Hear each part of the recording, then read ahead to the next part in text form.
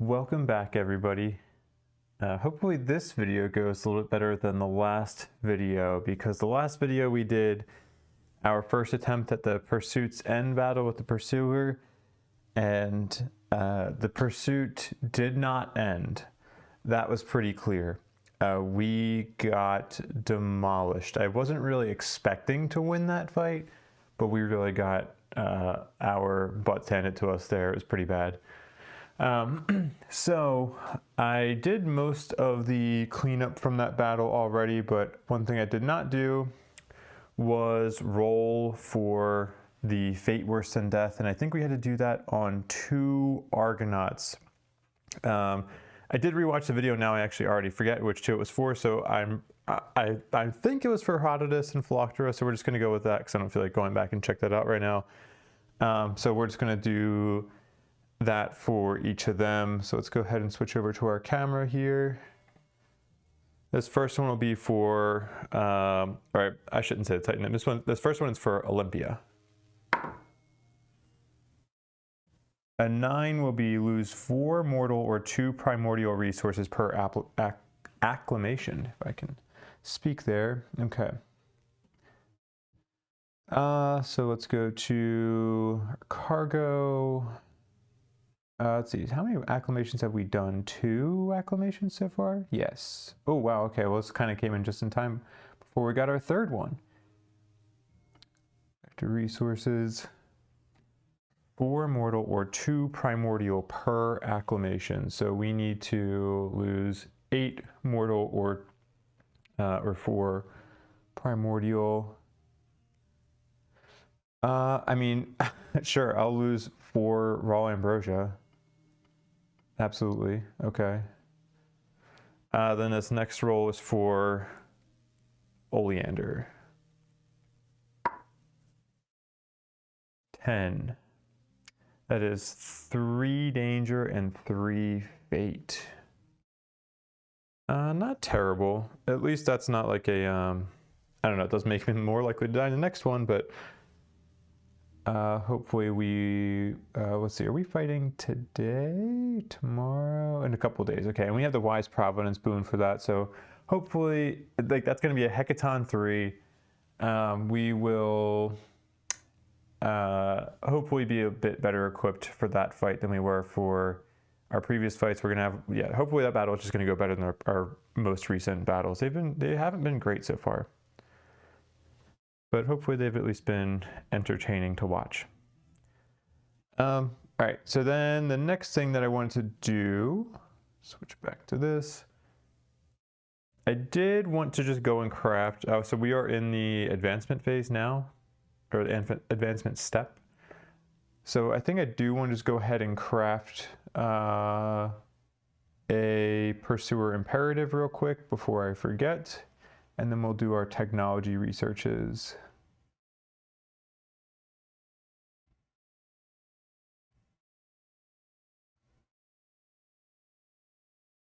Where are we looking here?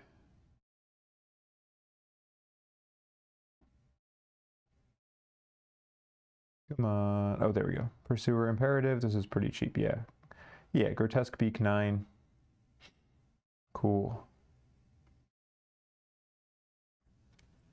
All right, so we'll put that back. Yeah, we lost our Maze Runner Titan, which is a shame. So right now we don't have any Argo-bred Titans. That's okay. We will hopefully be unlocking an Argo-bred Titan, not in this combat research, or not this combat research. Let's do those technologies now. Real quick, projects. Let's do our structural first. Oh, and I know which one I wanted to do for structural. I want to do nymph studies. So let's see, we right now only have a nymph summoning limit of 1, but this will allow us to go to 2. I think that researching this technology doesn't immediately give you another charge for the nymphs. So like if we got this, we would still only have our 1 remaining nymph summoning charge. Actually, do we only have 1 non-battle nymph? Yeah. 3 are battle, 1 is voyage. The only voyage one we have is the engine nymph, which allows you to go an extra tile during the movement step. But this nymph studies could be helpful for our quote-unquote true fight with the pursuit's end when we're actually trying to win, now that we know what that map looks like and all that jazz. So let's go ahead and do nymph studies for our research there. I'm gonna grab the physical card for that too. And then for our combat, we wanted to do the Labyrinthos live study, I think, correct? Yeah, because this will lead to Temenos sighting. And then, yes, okay, in the next combat research, we will finally be able to get the Mazimer. It'll also unlock the Logic Breaker as well. But let's go ahead and pull out the cards that we get from the Labyrinthos live study. Because I think there are some good cards in here as well. We can find them. Here we go.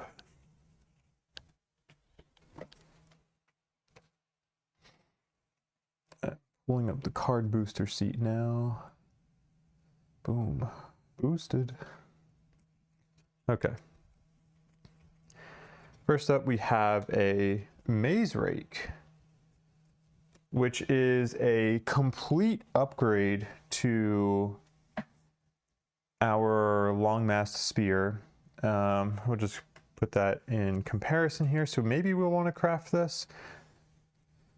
The Maze Rake only has 2 die compared to 3, but can still reach the same maximum power. So it requires you to get fewer hits to get a full hit. Slightly increases your chance of getting a full miss though. So maybe a little bit of a downside, but it has reach 2, similar to the long-mast spear. It has reposition 1, similar to the long-mast spear. But the 2 benefits that you get that the long-mast spear does not have are pull 1, which allows you to drag the primordial to you as long as they are not immune to forced movement. And we also have the ability to ignore labyrinth tiles for the purposes of line of sight and adjacency. So excellent against Labyrinthos, can also be great against Temenos, who we have not faced yet. Which I'm surprised by. I could have sworn we were going to have to face him from flipping from Doom card 2 to 3, but we didn't. Unless I just missed something. Let's see. Yeah, okay. But it has the same danger gate as the long-mast spear, so comparable. It's not like a crazy upgrade from it. So depending on how much it costs, maybe we'll upgrade it, but I'm going to have to start thinking about like once we have the Temenos setting technology, like what do I want the 4 weapons to be? Because Pyramidion is going to constantly take up one of our slots. Mace, and soon Mazimer will take up another one of our slots. Yeah, once we get up to Mazimer, we'll I'll be pretty happy with that. And Pyramidion will soon be upgraded to Pyrrhus, right? Because we are only basically 2 combat shy from upgrading that. So if we can hold off the Pursuer for at least 2 more combats, that would be great. Let's see, what is something else from this? Okay, yeah, sorry. Additionally, we have the Whaler Javelin. So single-handed weapon, 2 dice, +1 precision, but it's 2 red dice per die. So this is a single-handed weapon that can do up to 4 red dice of power. That's pretty good. And it's ranged. So you could be up to 4 spaces away from the primordial and still be able to hit. You would not be able to hit if you were adjacent. So this is, you might think, okay, well, that doesn't seem so bad. Like, when would that be a bad thing? It could be a bad thing if your Titan with the Whaler Javelin gets attacked and then, I don't know, has to draw a trauma that initiates a bonus attack, and then you're adjacent for a bonus attack. and then you can't use the whale or javelin because you're adjacent. So slight downside. Again, but then let's see, we also have pull on here, cumbersome like we have on the naval ram, and then commit. So commit means that you have to spend a fate to even use this. So it's a good weapon for a one-handed weapon, but there is some cost to be paying attention to there. But absolutely, like, I think we might consider this. I don't know if I used this in my first playthrough, but like, I mean, looking at it now, I'm due for a weapon upgrade for some of these things, but like what I'm really looking for is the ability to leave some tokens in here. Like all these things that we're finding the tokens are blocked by danger gates, and we have not, I don't know, we just haven't been able to use it to our advantage. Then the next weapon we have here is the hull bow. So 2 dice plus 3 precision, 1 black die per hit, range 3 to 5. Diversion allows you, I don't know if we explained diversion before, but diversion is like you only have 1 diversion token that you can put in. Diversion allows you to ignore or allows the next Titan to ignore a fail response. It's okay. I don't know. I wouldn't use a weapon because it has diversion necessarily. Well, maybe in the case of the Pursuer, it's reasonable to do that. And then this also has cumbersome and commit, and has that same danger gate of 5 or higher danger, but it does an opening 1, break 1, which is a nice split. I do kind of like the split there. Then lastly, we have Ariadne's Hello. And are these, oh, I'm sorry, these cards, they're not great on the camera right now, but I'm not going to keep adjusting the exposure for this video. Ariadne's Hello is 3 dice plus 2 precision, 1 red die per hit, and at 8 or higher danger, you get a bonus power. It's unique. It has reach 2. It has provoke, which means you get the priority target token, correct? Let me double check on that. You get the priority target token and can turn the primordial to face you. I want to double check to see what ability window you can use this in. I think it's first or second. Oh, no, it's explicitly first. During the first ability window, gain the priority target token and turn the primordial to face you. So there's no may. You have to do this if you use this weapon. But for a tank, that's excellent. Also, for somebody like an evade tank that's trying to do out of reach evades, having reach 2 is also excellent, because if you're doing an out of reach evade, you're probably going to be reflexing 1 to get away. So you're going to be 1 space away when the Titan round starts. And having reach 2 means that you're still able to attack the primordial even though you're not adjacent. So it has commit as well. Some of these good one-handed weapons just have commit as kind of a balancing factor for the cost of them. The more attack dice a weapon has, the more negatively I view commit, because I like to use fate for doing the attack rerolls. And the more attack dice you have on the weapon, the more likely you're going to need at least 1 or 2 fate to do a reroll there. If you're trying to go for a full hit at least. So something to consider. I will, before our next battle, I'll take this into consideration, because I think our next battle is going to be against a timeline. Actually, maybe we should be crafting it now in case there's a fight against Temenos in part of the story. Which could be the case. Almost, I might actually want that, because then we would have a second fight almost immediately. We can evolve the Pyramidion into the Perisclipios even faster. Okay, give me 1 second, need some water. And I'm going to continue staying paused really quick just to evaluate if I want to craft anything else right now. Actually, while I'm doing this too, I want to show a little like online tool that I built for helping to compare your like chances of wounding on a primordial with different weapons. Okay, so let's just I'll just pull up the important things here. Actually, we'll put the naval ram on the bottom since it has the most. Okay, this is not working out very well. Let me just do this.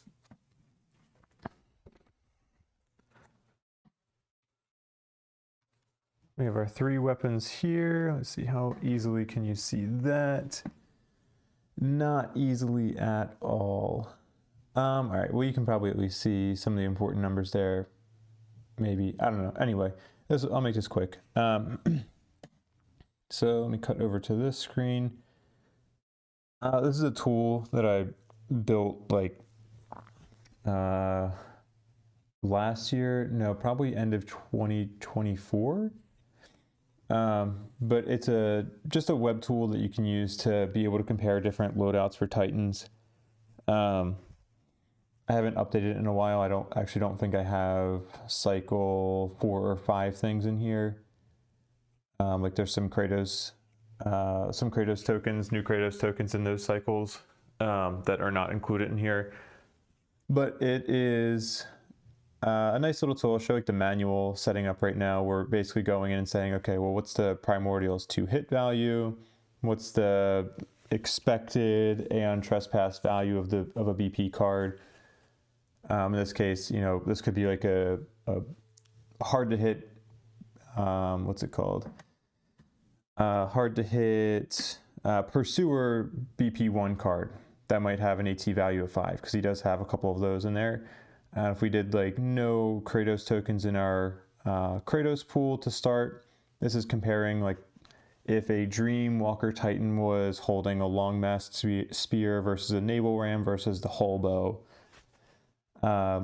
And you put in like the number of attack dice you would roll with. The maximum number of hits is mostly I think for every case within the cycle, it's generally going to be your attack dice is going to equal your max hits, like max possible hits. There are just some exceptions to this in future cycles. There are just gear can get crazy, mostly in the Mnestis Theater too. There's just some wild stuff that can go in the Mnestis Theater. If you have any like things that are going to be automatic hits, most of the time this will be 0, but sometimes you might have some automatic hits. Precision bonus would just be like the plus whatever to hit value for your weapon. How much you can have attack rerolls in here too for like how many. In this case, I'm just setting the attack rerolls to equal to the number of attack dice here, just to say like, hey, I'm willing to spend the fate to reroll this. And then you can put in like power bonus, power rerolls, like if your Titan has a power reroll based off their Kratos table, or like in this case, the naval ram has a power reroll on the weapon itself. So we gave that a power reroll. Then you put in the dice you would get for each hit with the weapon, as well as any additional power dice. So each of these just has a red because it'd be the red die that comes from our Titan. But if your weapon also had like a red die that was just, like in the case of the Maze Rake, for instance, you would get a red die per hit as well as a bonus red die. So you might have two additional red dice here. The manual loadout view, I think, is a little maybe weird if you're not used to trying this, but then we also have auto break tokens for the naval ram here. And if you just hit start simulation, basically all this thing is doing is just with each weapon, with each loadout, it's trying to wound the primordial there with the given AT value and 2 hit 10,000 times. And it's showing like on each of those iterations, like what's the distribution of how often did it wound, how often did you get a full miss, full hit, all those kinds of things. So you can kind of gauge like, okay, well, what's like the maximum amount of, what's like the maximum BP or maximum AT value I could hit on a BP card. So in this case, you can see with an empty Kratos pool, the naval ram is going to have the highest chance to hit here. But let's play around with this. If we had like two, let's say we already had 2 opening and 2 break in there, how does that change? Let's start simulation. Okay, now other things start to go way up. So naval ram is still beating the long mast spear, for instance, but it's a much closer margin. And the hull bow has a much higher, now the hull bow is the top one overall. That's 70% chance to wound. And it has a hit value, like it's going to, you're only going to full miss 1% of the time with the hull bow. So that's pretty good. Like if you're willing to do, you can actually hover over this too to get some more information. Like if you're willing to do your fate rerolls and you have, you know, the +3 from the hull bow for the 2 hit and then 2 opening tokens, that's +5 total. You're only missing on a 2 or lower. That makes sense. I forget the logic that I have in here for the power rerolls. They were a little bit weird to program in, but whatever the logic is, it's something along the lines of the logic that I use when I'm rerolling my power dice of like, okay, what is the current value that I rolled for this die, and what's the percent chance that I am going to be able to roll something higher? And if I rolled something higher, is that going to give me the power that I need? So like you kind of start prioritizing the power dice based off of like the ranking of how good that roll was for that die. So like an empty red die is going to be probably the first one to get to rerolled because you're 5 and 6 chance to roll something better than that. Unless you maybe rolled these 2 things, like the worst side on a black die. I'd have to go back and look at the logic because I don't actually remember which one I would prioritize, but I think if you had a power reroll in this, like you would have to determine, okay, well, how much power do I actually need to be able to wound the primordial? Like, should I be rerolling that black die because I can only rerolling that one will allow me to wound, or do I just keep this 1 power and try to go for something? Anyway, it takes into account like the Kratos tokens that have already been used during that roll and what free tokens there are. So I haven't made this open source. I should probably make it open source. If somebody actually wants me to make it open source, please put a comment in and I can do that. But I'll have to make like a GitLab or a GitHub account for Emerging Boat because I don't think I have one under that name. But yeah, there's also some other settings in here. I'm sorry, this is turning into a completely different discussion, but like if you want to go in and like I know I have some files backed up somewhere that allow you to like you can create different items. Like you can put in things for like a Titan, the Kratos table, weapon, gear, Nemos abilities, all that kind of stuff. And then you can go to this armory loadout and be like, okay, well, I'm going to be using like a Maze Runner Titan. So it's going to take the Maze Runner's Kratos table into account. And we're going to be using the Maze Runner Kratos table, or you could program in, or you could like load in another Kratos table that you have from like one of the special ones that you can get on a Titan. You can say what weapon they're going to use. Oh, we're going to use the boat mace. Oh, what other gear do we have here? Oh, well, we're going to use the Atalunticos module for its break token, so we'll take that into account. So this will basically be adding an auto break. And then, you have some Nemos abilities here. So if it needs to be able to like roll an extra red die or something like that, like in this case, it's using the Death Follows Nemos. So based off of I've never used this on Safari before. And so this is good testing for me because you cannot see these numbers at all in Safari because it's adding these little stupid extra up and down arrows here, but it'll take your rage, fate, and danger into account. And if you have fate to be able to do a power reroll, it'll do that. It'll take your danger into account. If you have danger gates on your weapons that are like, oh, it'll auto break too if you're at 5 danger or something to that effect. Yeah, anyway, so I would normally go into, like when I was playing this a lot more, before I had a bunch of files with my armory settings saved for like all the gear that I had saved up. So I'm able to go and take that out. But the armory is just stored as a JSON file. So if you're familiar with that stuff, it's, it may be easier for you to do that editing in the file itself as opposed to going through the GUI. But anyway, yeah, and then there's some spoiler things in here for like, oh, well, there's certain gear that I have locked behind like cycle 1, 2, and 3. If you're adding gear into your army yourself, you can add those tags so you're like preventing things from being spoiled. And there's other settings in here too. Like sometimes I'll be like, okay, just assume I get a full hit. Like just assume my attack roll is good. Like ignore that part. Like what's the chance? I just want to focus on the power roll. Like how much difference is the power roll going to make? So actually, let's see how that changes here. So if we go back, let's make sure this is the most recent thing we ran with. All right, and then we'll go ahead and change the setting. We'll do a skip attack roll. Let's see how the percentages change here. Well, if we skip the attack roll, now the naval ram is back on top of being the most likely to hit.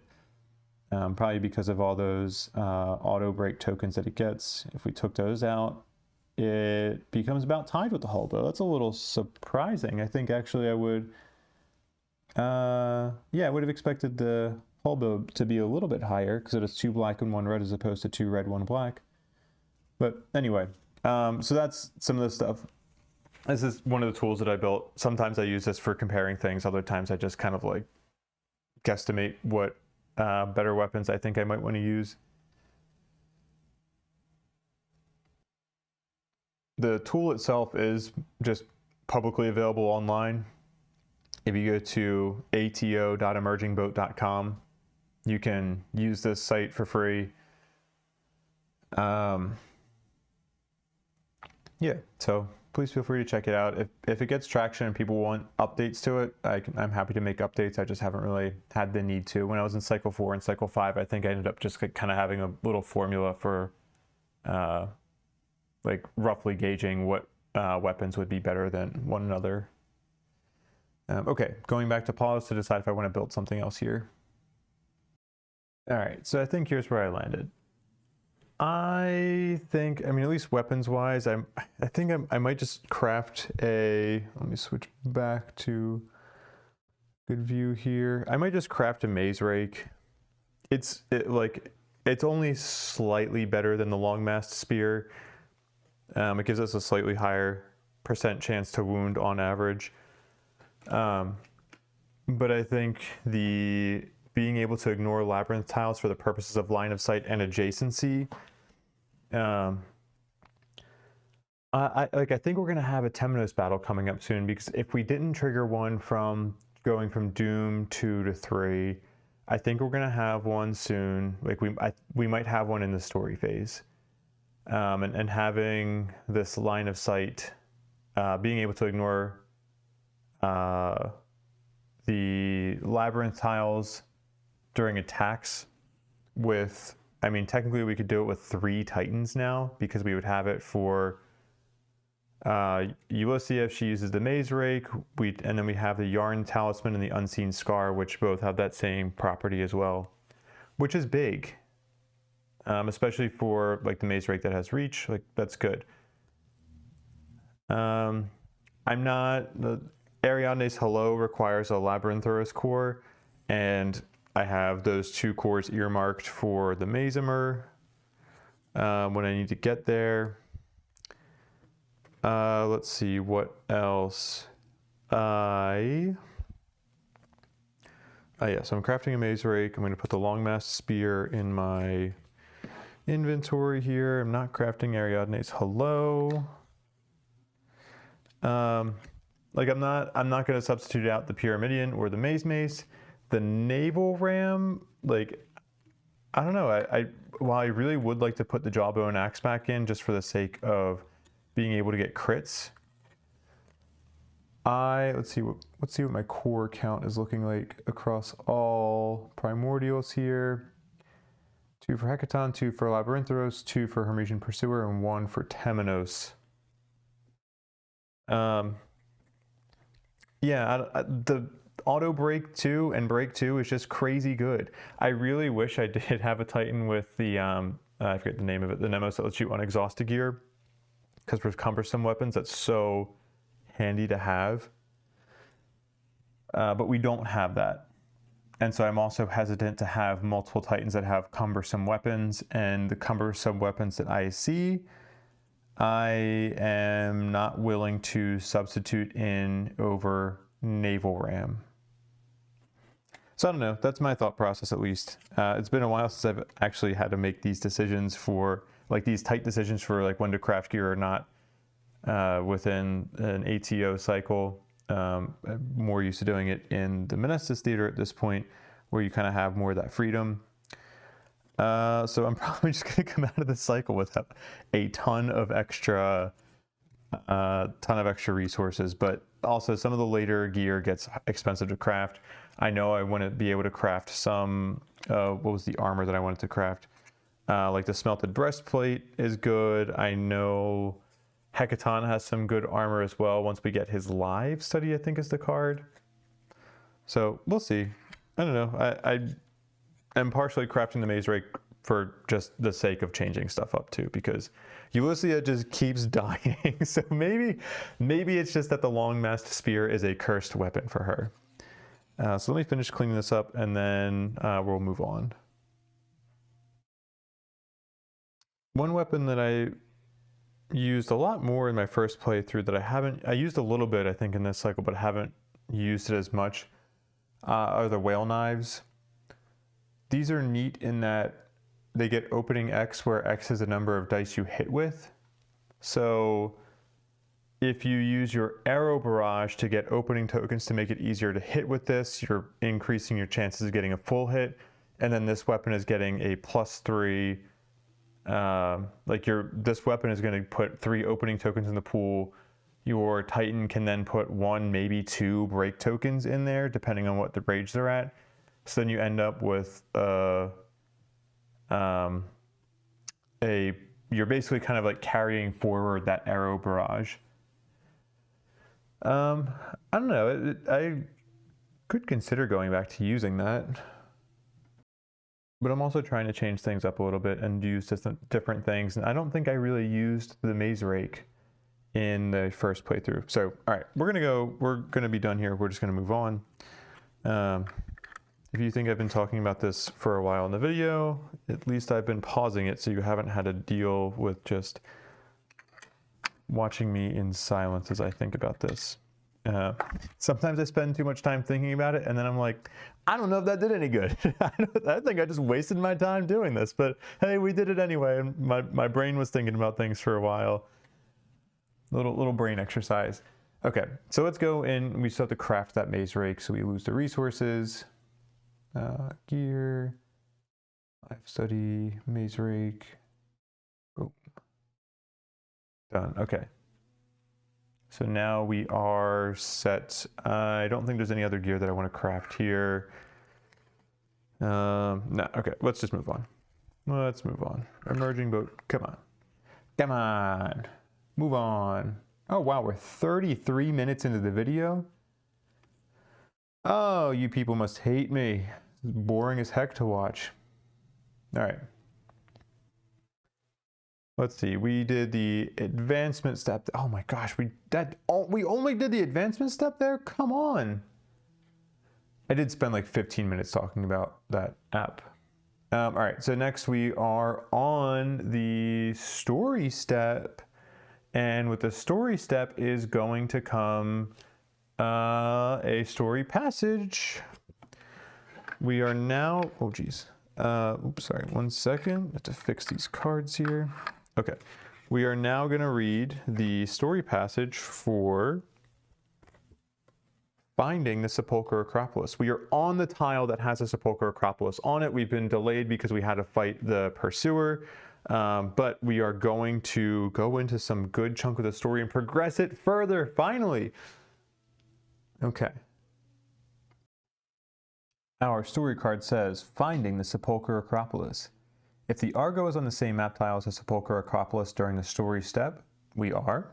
See paragraph 0075 in the main story.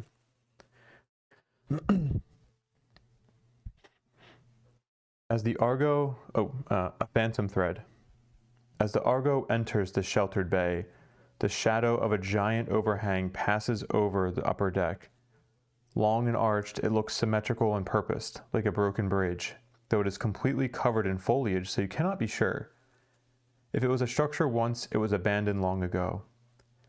The bay itself is overgrown with lush vegetation and seems untouched by the labyrinth plague. In the far distance, it transitions into a rocky valley, and you can just make out the outline of some structures built into the cliffs.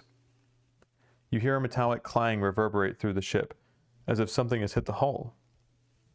Strange, the Hemiolia scouts and spotters stationed on both sides of the Argo have not reported any contacts. "Below the waterline," says Alcibiades, rushing into the bridge solos. "We collided with something. No breaches at the moment. I've sent divers to investigate, but they could use our help." You hurry to the trade fleet dock and quickly find yourself in the water with several other diving teams. The Argo is enormous, so there's a lot of ground to cover. After half an hour, the source of the ominous sound is found. Several metallic spheres the size of a titan's head have slammed into the underside. You try to remove them, but they are stuck. When an iron bracelet worn by one of your divers is pulled to a sphere and then stuck to its surface, it dawns on you. These things are attracted to metal. "Magnetic," says the old priest when you return to the surface for air. "Some kind of trap." Oh, some kind of trap, perhaps. Sorry, there was a turn of the page there. "A trap only an iron ship would fall into," one of you muses. "I have heard of such things," says Alcibiades. I think my voices for Alcibiades and Old Priest are a little bit too similar. "I've heard of such things," says Alcibiades. "Metals that love other metals. Voraciously so." "That does not sound heartening." "It's best we remove them," cautions the Old Priest, "before they reveal their nefarious purpose." Okay, I can't have Alcibiades and the Old Priest in the same scenes anymore. My voices just aren't different enough for generic old man. All right. Passage number 79 here is what we're supposed to see. If Argo Fate 7+, you hear a deafening boom followed by the blaring of sirens. One of the spheres has exploded, tearing a hole in the hull. We did not have to do that. Let's see.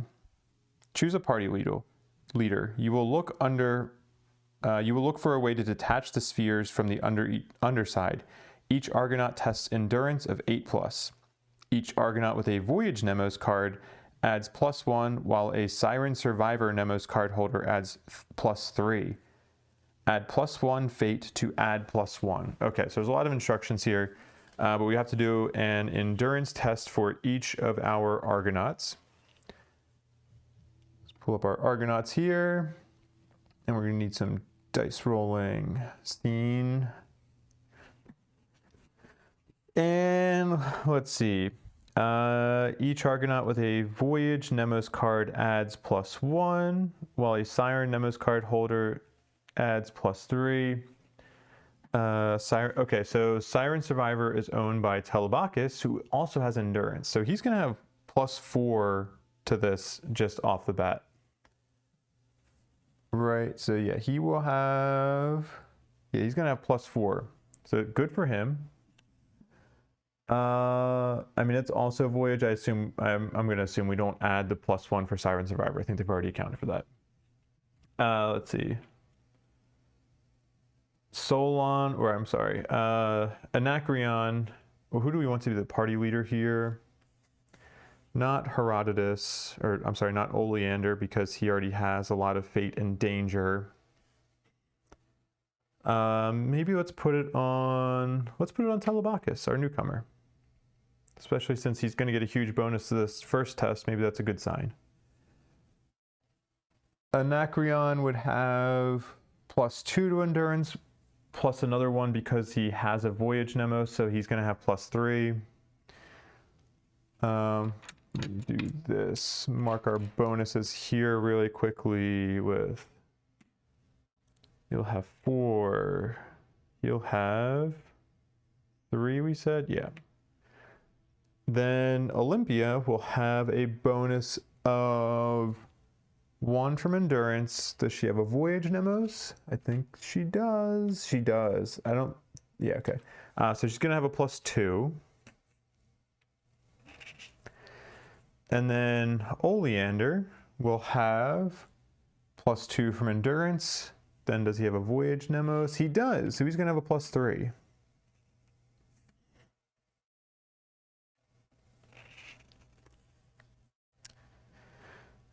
Let's see, our windows of successes here are, okay, we really would like to get 4 successes. I'll say there's gates of 0 to 1, then there's 2 to 3, and then there's 4 successes. So we really want to get 4. Let's start with Olympia because she has the lowest bonus. She is our green die here. Let's have her gain that 1 fate to go up to +3. So she needs a 5 or higher. She got a 9. So that is a success. Put that in our window over there. Oh, that's a nice little, I never thought about it like that. We can have our little slots for each of our dies, for each of our Argonauts there. Each of our dice. Next, take that off. That's done. Next, let's go with Herodotus because we're not going to want to gain a fate with him. We want to try to avoid a reroll if we can too. So he needs a 5 or higher. 7. Outstanding. Ooh, that was supposed to be the yellow die. Whatever. We're just going to show. We got 7 with him. Well, since we already have the blue die handy, I guess we can go next with Anacreon. Let's have him not gain the +1. We'll just have him do. He'll be able to reroll it, so he needs a 5 or higher. Ooh, that is a 4. Gain a fate to reroll. That's a 10. Nice. And last but not least, we have our party leader, Telebachus, who has a +4. So he needs 4 or higher. It's a 1. He will reroll that.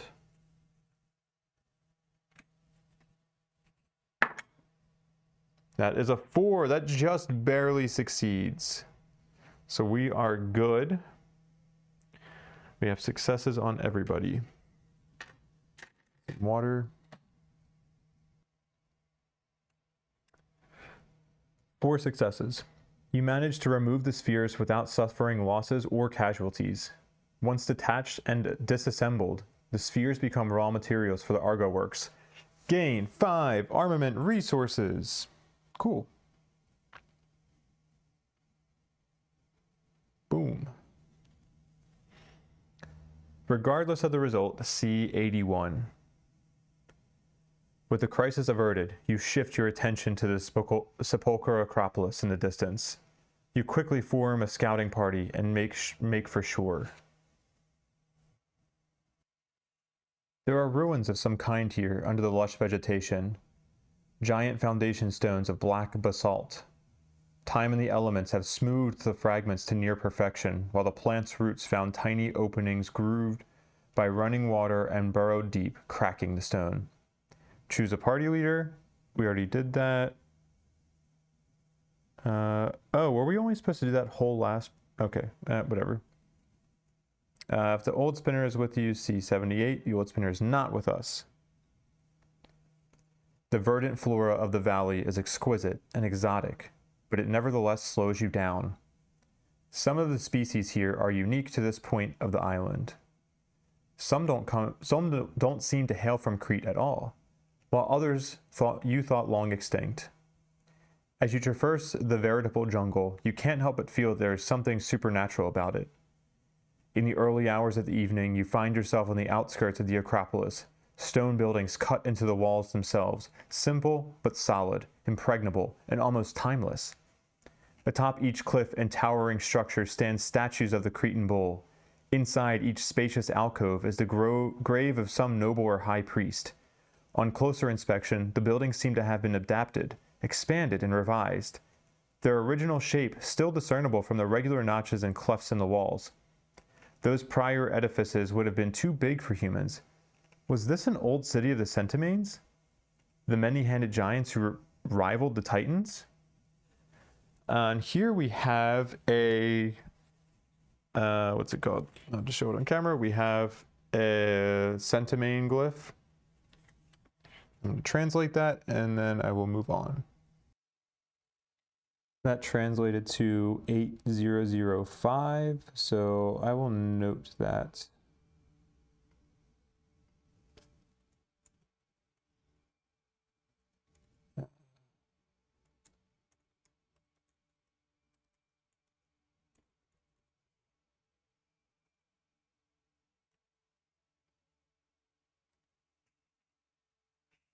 Okay. If so, Daedalus surely hasn't built this place. Then why? Look! Exclaims the most perceptive of you. There, on the eastern wall! Indeed, the structures there have been damaged, and quite recently too. As if something enormous was climbing up, feeling its way with massive fingers, using sepulchre alcoves as handholds, losing grip more than once, and tumbling to the ground, breaking the buildings left and right. A hecaton, no doubt. But it is not the signs of the primordial activity your party member was motioning to. No, it was the metal structure or machina protruding from beneath the ruined sepulchres, gleaming in the last rays of the setting sun like the palace of Midas himself. By the dead gods! That seal! That's Daedalus's handiwork. There's a massive round door in the middle of the contraption, damaged by the hecaton's assault. It stands slightly ajar. You make your way to the damaged wall and cautiously enter. Even in the dim half-light seeping through the warped entrance, you can see dozens upon dozens of strange devices and metallic parts, all neatly aligned in rows and columns. This cannot be, says one of you. But the place is unmistakable, just as Alcibiades described it before you even set foot in Knossos. Daedalus's vault. The very thing that made you stay on Crete and ally yourselves with the Minoans, found by accident. You can't help but chuckle at the absurdity of fate. You hastily send for the shipbreakers and ox carts. Look at all these machinas.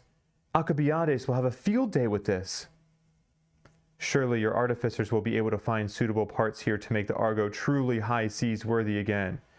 Finally, you'll be able to stop this ceaseless search for a fallen monarch and leave this god-forsaken place and its people behind.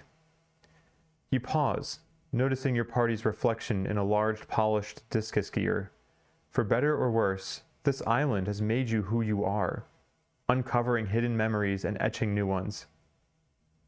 A strange feeling, yes? A journey's end, says the old priest.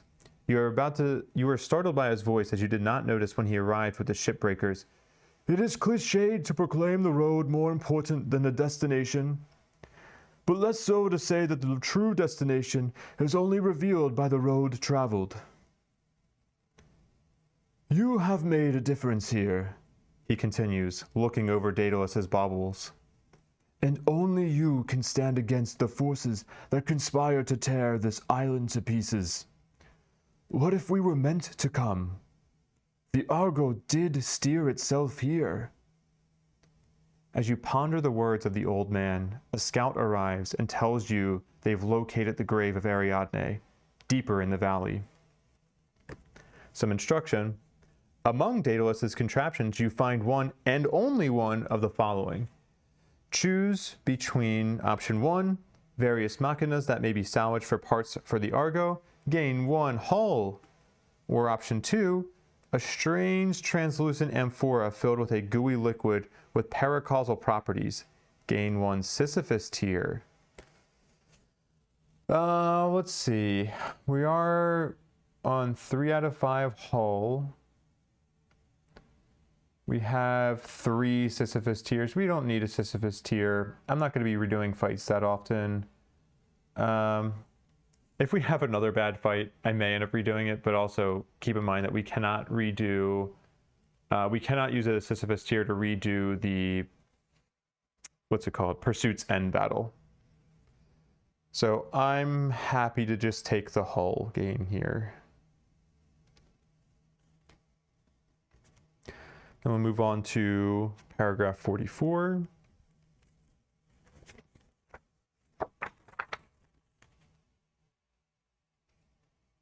You leave the Daedalus vault, but not before giving strict orders to salvage anything and everything that isn't bolted down. After all, you have no idea what might be of use on the voyage ahead, nor when you will have another opportunity to get your hands on Techne, if ever. Satisfied with the pace with which your crew load the carts, you take a unit of warriors and head further into the valley, where your scouts found the grave of Ariadne. As the valley narrows, the sepulchres become more tightly packed. Newer Minoan structures raised on the valley floor bridge the gap between both cliffs, creating the illusion of a city. You follow an overgrown road up a small hill, hugging the eastern wall all the way up to a cavernous alcove flanked by large statues of the Minotaur. I think what I'll do actually is have this art is relevant here at this point. This is no, it's not a good view. This is just the art on this current story card.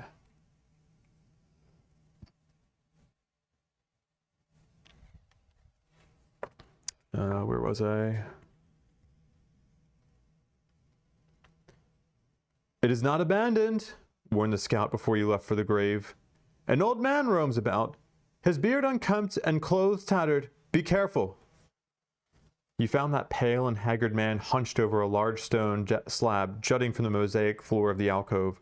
Bronze tentacle-like tubes connect to round indentations in the slab and disappear in the far corner of the room.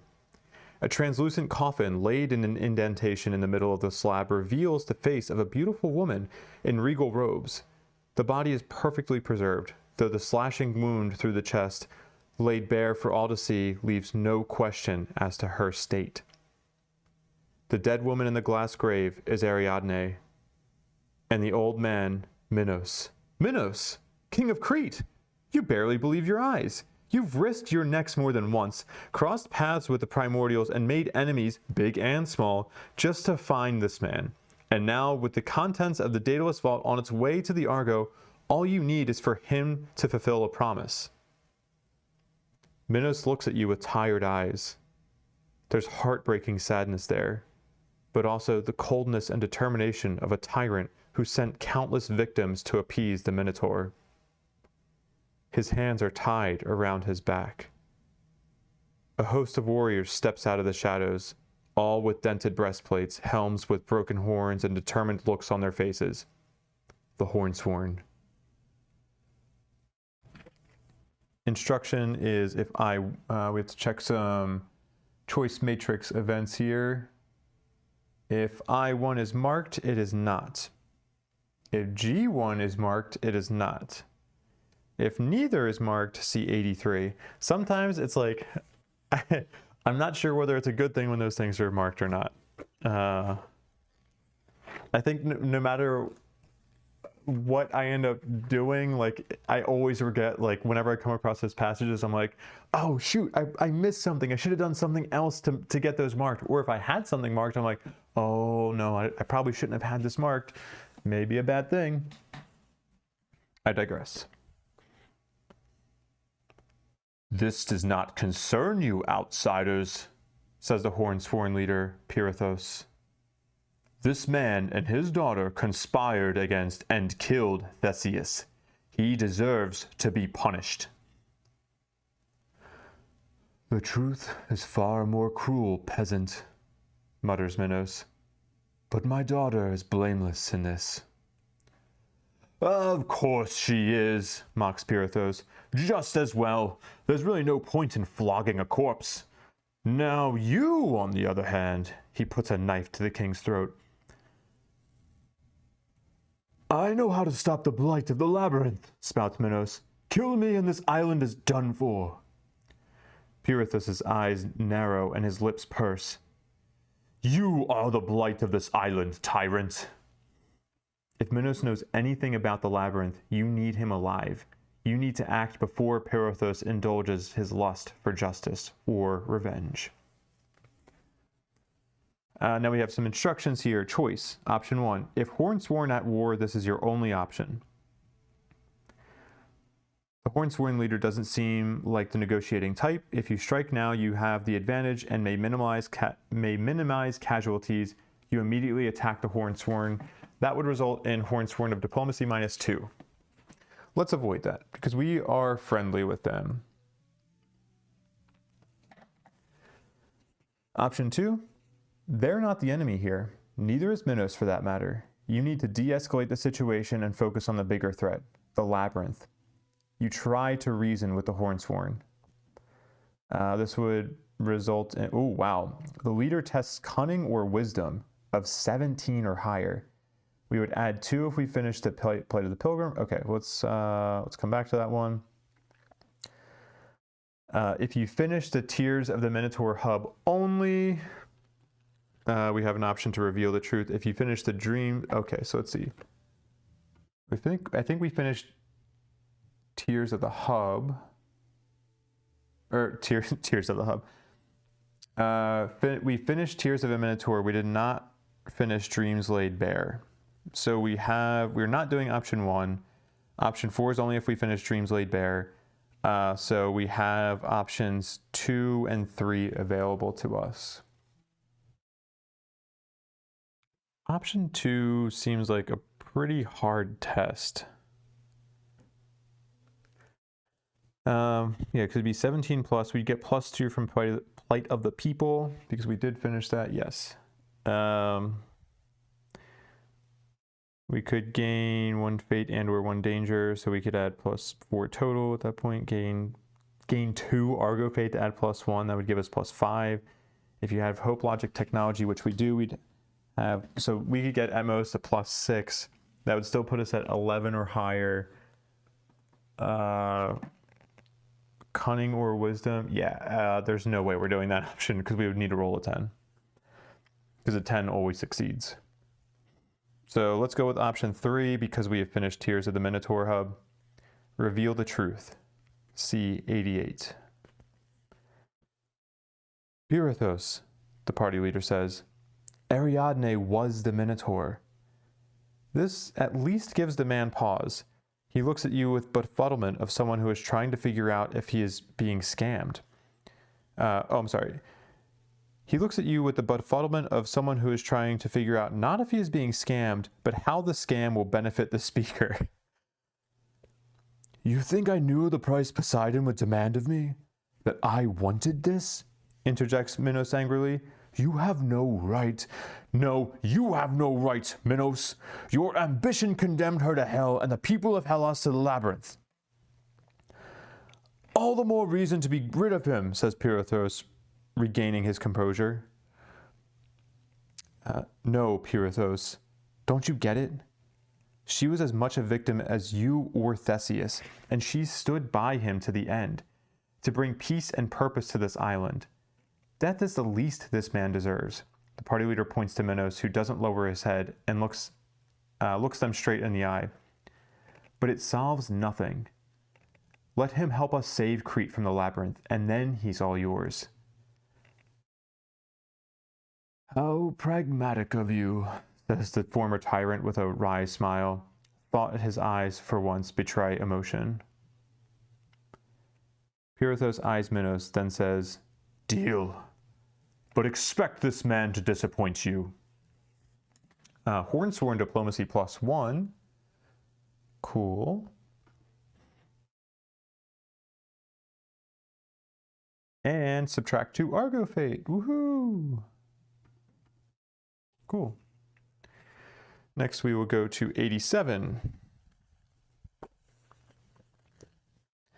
This would-be monarch of Crete regains some of his nobility, but not much.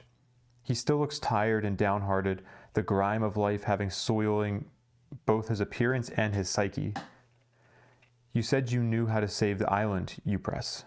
Minos turns to you with a weird, almost manic look in his eyes. My only son was killed in a foreign land by Theseus' kin.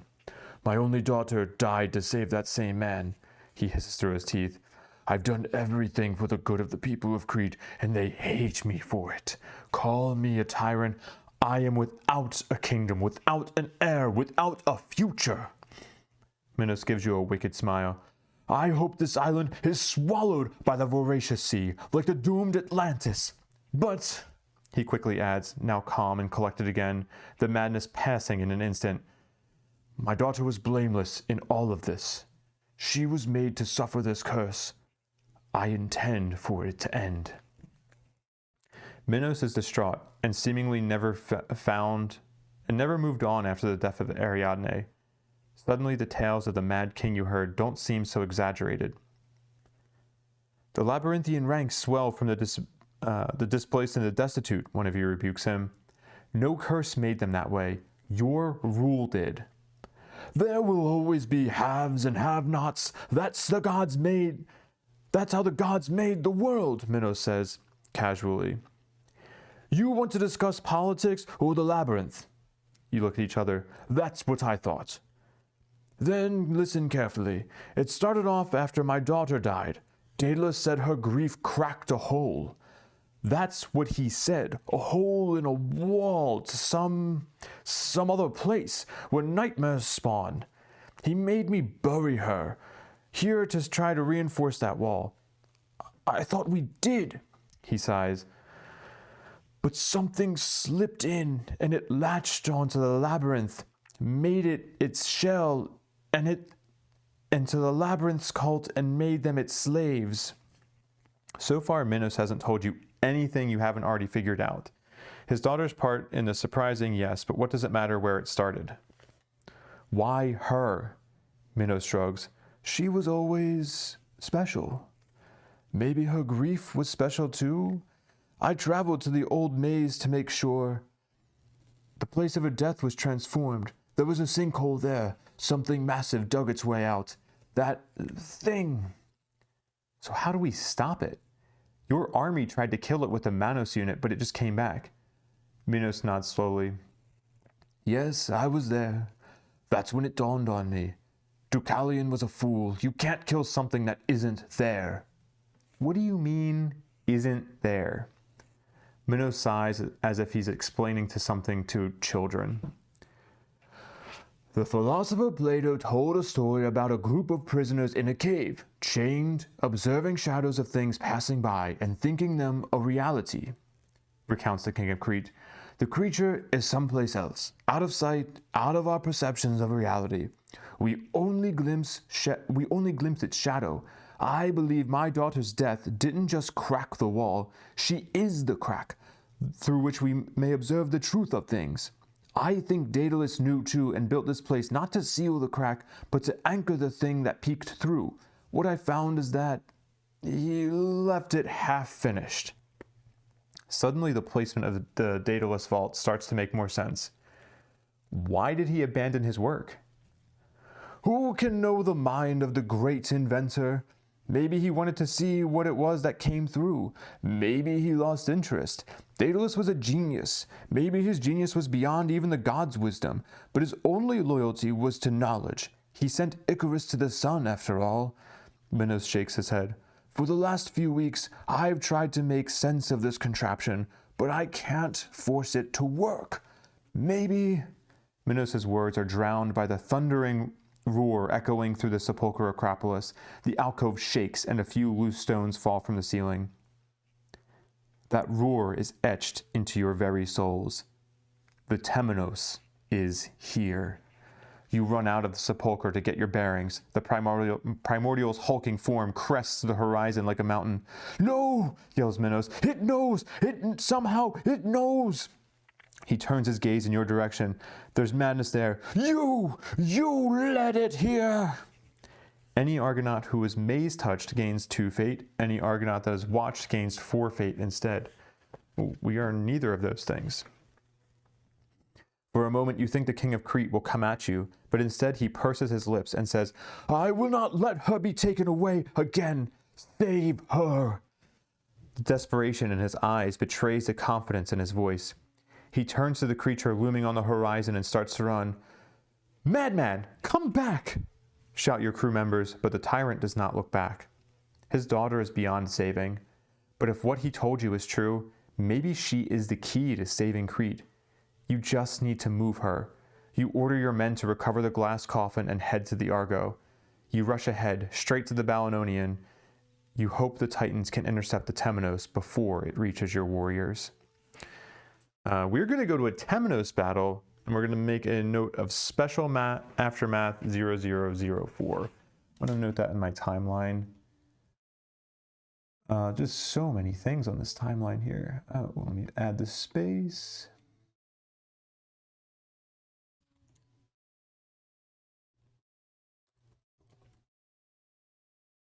How many zeros were there?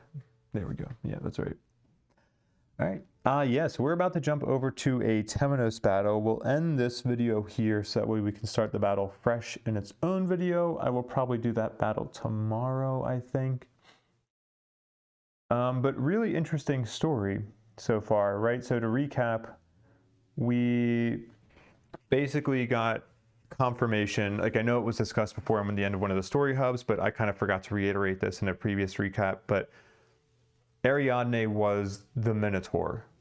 And so I don't think we have the clarification on, like, was she the Minotaur in like this physical, full-on, like physical form of a Minotaur? Was it symbolic in some way? Because it seems like as she's in this coffin, she's back to herself. So maybe it was like a transformative thing. So she would like turn into the Minotaur. And maybe that's like she had to get sacrifices and that's how she became human again or something or other. We don't really have the clarity on that. Let's see. Yeah, I mean, so she's special in some way. I mean, maybe it has to do with the fact that she was effectively cursed by Poseidon. So maybe being, I don't know, like, I guess I would call it quote unquote God touched, gave her some special, some like special powers or something like that. And that is what caused her to become this like anchor point for this shadow of a monster that is like it has become part of the labyrinth and is terrorizing Crete. Yeah, I don't know. It's interesting. I wonder if could other primordials be like this in a similar way? Because we're talking about the origin of Temenos. I think there were some previous story passages before that talked about how the eschaton was the origin for a lot of these primordials. When did the eschaton happen relative to when Ariadne died? I don't have the details on that timeline. I don't know if they've been made available to us in the story so far to this point, but I also just do not remember that information. But yeah, interesting. So we are going to have to try to fight Temenos. We're taking Ariadne with us aboard the Argo. And I guess we're, let's see, turns to the creature. So Minos, I guess, started to run at Temenos, and yeah, interesting move. So I don't know if we consider him to be like dead at this point, if he's just going to run to his death, or if there's a way that we'll be able to save him if we like do well enough on this fight or something. We will see. I will get that battle set up and then we will start that in the next video. And then interestingly, Hecaton, which is the primordial that you start on, Hecaton is the first primordial that you fight in this game because he's the learn to play battle. And like every playthrough of the game that you find on YouTube always starts with a Hecaton fight. That's going to end up being the last primordial from the cycle that we actually have in this video series. So hey, we're doing things a little bit differently here. But I guess that's what happens when you start recording 30 plus days into the cycle. But yeah, looking forward to the Temenos battle. We'll see how that goes. And I will see you in the next video.